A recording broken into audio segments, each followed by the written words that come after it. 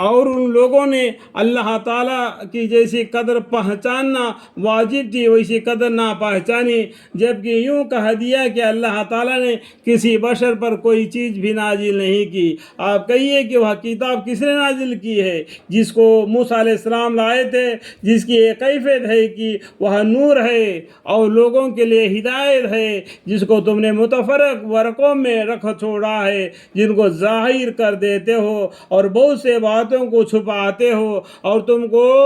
بہت سے ایسی باتیں تعلیم کی گئی جن کو نہ تم جانتے تھے اور نہ تمہارے بڑے۔ آپ کہہ دیجئے کہ اللہ تعالیٰ نے نازل فرمائی ہے، پھر ان کو ان کے مشغول میں بےہودگی کے ساتھ لگا رہنے دیجئے۔ اور یہ بھی ایسی ہی کتاب ہے جس کو ہم نے نازل کیا ہے، جو بڑا برکت والی ہے، یعنی قرآن کریم اپنے سے پہلے کتابوں کی تصدیق کرنے والی ہے، اور تاکہ آپ مکہ والوں کو اور اس کے آس پاس والوں کو ڈراوے، اور جو آخرت کا یقین رکھتے ہیں ایسے لوگ اس پر ایمان لے آتے ہیں اور اپنی نماز پر مداومت رکھتے ہیں۔ اور اس شخص سے زیادہ کون ظالم ہوگا جو اللہ تعالیٰ پر جھوٹ تہمت لگائے یا یوں کہے کہ مجھ پر وہی آتی ہے حالانکہ اس کے پاس کسی بات کی بھی وہی نہیں آتی۔ اور جو شخص یوں کہے کہ جیسا کلام اللہ تعالیٰ نے نازل کیا ہے اسی طرح کا میں بھی لاتا ہوں،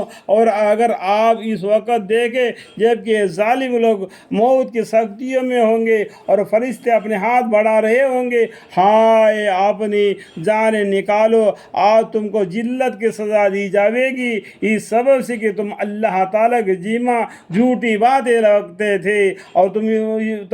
تم اس کی یعنی اللہ تعالیٰ کی آیات سے تکبر کرتے تھے، اور تم ہماری پاس تنہا آ گئے، جس طریقے سے تنہا دنیا میں آئے اور تنہا دنیا سے چلے جائیں گے، اور کل قیامت کے دن ایک ساتھ سب اٹھ کر سر پر سے مٹی جھاڑتے ہوئے پکارنے والے فرشتے کی طرف دوڑتے ہوئے میدان حشر میں جمع ہو جائیں گے، اور تم ہمارے پاس تنہا آ گئے، جس طرح ہم نے اول بار تم کو پیدا کیا تھا اور جو کچھ ہم نے تم کو دیا تھا اس کو اپنے پیچھے ہی چھوڑ آئے۔ یہ دنیا میرا کر کے دنیا کے پیچھے پڑا، وہ پیچھے ہی چھوڑ کر خالی ہاتھ چلے گیا،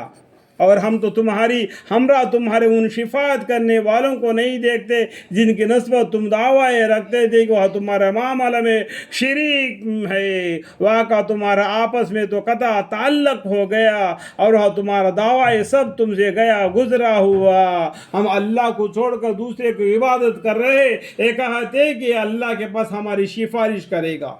سفارش کسی کا نہیں چلتی، اللہ کے سامنے حکم اللہ کا چلتا ہے، اس لیے ایک اللہ کی عبادت کرے، دوسرے کو ساتھ نہ لے۔ شفاعت کسی کی بھی نہیں چلتی، اللہ ہی کی حکم ہوگی، اللہ ہی کی حکم ہوگی۔ الحمدللہ رب العالمین۔